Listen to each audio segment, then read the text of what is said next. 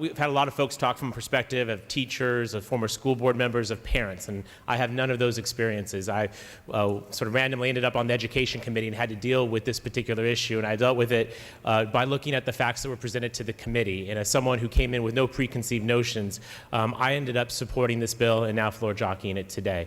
And I think in listening to the conversation, and I love this conversation, by the way, I know it may take up some time, but I think it's what we're here to do, is to debate big and important issues. And this is an important issue. This is talking about our children.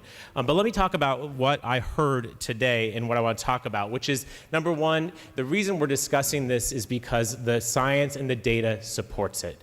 And as I look across this chamber, I've seen a whole lot of folks at a lot of science marches in recent months talking about science is real and that we need to do data-driven decision-making, and yet I think some of you may vote against this bill.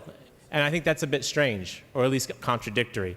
And so if the data is there, if the science supports it, then you have to ask yourself, well, what are the reasons against it? And I've heard a number of concerns around local control.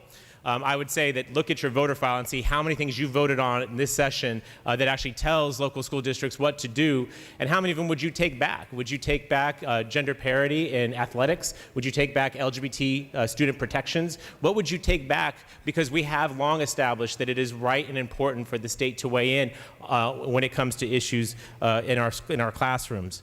And also, I want to point out, for those of you that are concerned about implementation, this bill does not require this particular action for 2.5 years. So school districts will have ample time to look at this issue, not from a question of go, no go, but from a question of how will we do this.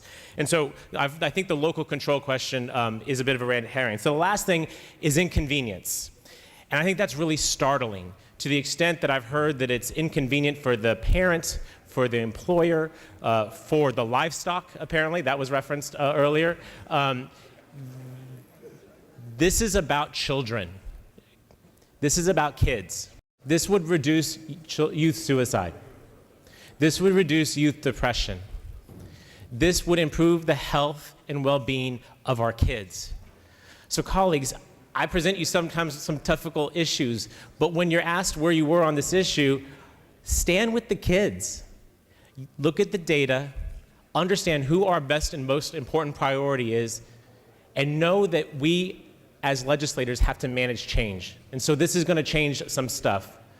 But that's okay. That's what we do. Because the beneficiary are our kids.